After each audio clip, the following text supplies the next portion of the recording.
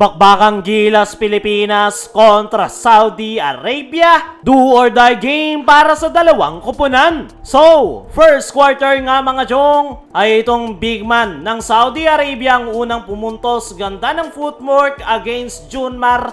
Pero bumawi naman dyan si Abay. Ganda ng hanap sa kanya ni AJ Edu. Nandun pa yung kanyang depensa kaso natawagan ng foul. Pero no problem. Ito na yung opensa ng Gilas. 10-6 run ang kanilang ipinamalas. 3-point shot ni AJ Edu. Kasama niya dyan etong si Justin Brownlee na nagtala na ng 5 straight points. Early timeout ang Saudi. 6-point lead para sa Gilas Pilipinas. 5-minute mark nang bumabawi ng run ang Saudi Arabia. Another great footwork para sa kanilang big man. Kumukonekta na rin yung kanilang outside shots. Pero etong si Kevin Kiambao, grabe yung sipag sa loob reverse layup. Pero matapos nga yung puntos na ito ng Saudi Arabia, another massive run para sa ating national team. Nagpaulan ng 3-point shots, pinangunahan ni Kevin Kiambao. Kasama niya dyan si Papa Dwight Ramos. Transition offense para kay Kevin Kiambao. Ganda naman ang hanap ni Justin Brownlee dito kay AJ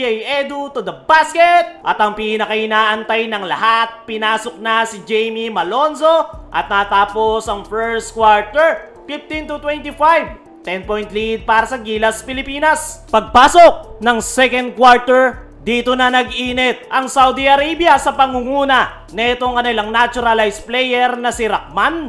Tatlong magkakasunod na 3-point shot ang pinakawalan para tapyasan ang kalamangan ng Gilas sa isa. Tapos ang timeout na yan, nakalusot pa etong si Rahman. Nakakakuha na rin siya ng tulong galing sa kanyang teammates. Ang masama pa, nasaktan si CJ Perez. Pero eto nga si Justin Brownlee ang naging pamatay sunog matapos ang kanyang corner 3. Pero ang Saudi, mainit na yung kanilang opensa. Pero etong si AJ Edu, bubuhayan ng Gilas sa kanyang 200 jump. Signature Justin Brownlee ang nagpakita, fadeaway jumper. Pero etong si Rahman, grabe, long 3-point shot. Kevin Kiambao naman ang nakalusot para sa Gilas sa painted area. Pero eto na naman si Rahman. Ganda na ng depensa sa kanya ni Scotty na ibaon pa rin ang 3-point shot. Napa-timeout si coach team, baba na lang sa isa ang kanilang kalamangan. Matapos ang timeout na yan, bumawi si Scotty. Offensive tip into the basket. At natapos ang first half,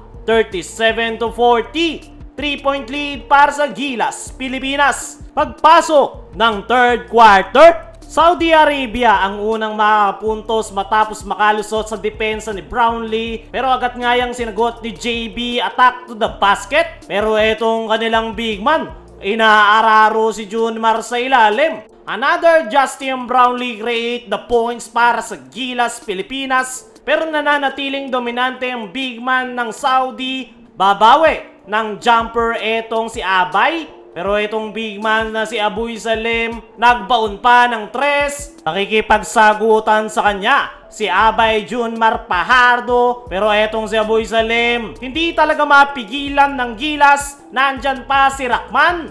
Timeout si coach team. Tabla tayo sa 50. Matapos ang timeout na yan, eto na namang si Rahman ang umatake. Gilas Pilipinas naman, inaatake yung big man ng Saudi na mayroong 4 foul. Inuna ni Scotty, sinod si Dwight Ramos. Pero etong si Isailum, nananatili pa ring dominante, kasama niya si Rahman. Pero babawi naman etong si Papa Dwight Ramos.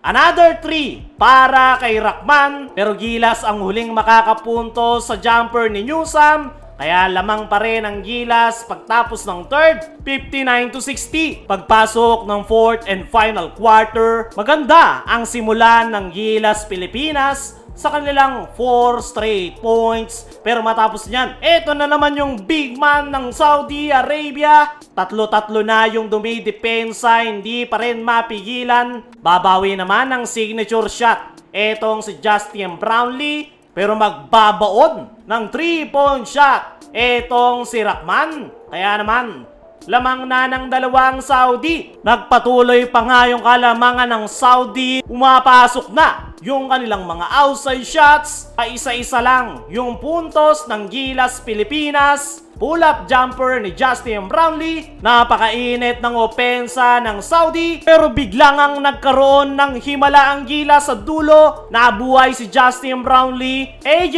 Edu, Justin Brownlee time! Nagpakawala ng clutch 3. Papasok tayo sa overtime. Pagpasok ng overtime, nagbaon ng clutch 3-point shot si Kevin Giambao. Natawagan pa ng flagrant foul ang Saudi. Split free throw nga lang yan para kay Papa Dwight. Matapos niyan, Papa Dwight na naman ang pupuntos, nakalusot sa ilalim. Sasagot ang Saudi Arabia, pero eto na ang Gilas. Justin Brownlee, clutch 3-point shot ni Kevin Giambao. Gilas Pilipinas ang kukuha ng panalo.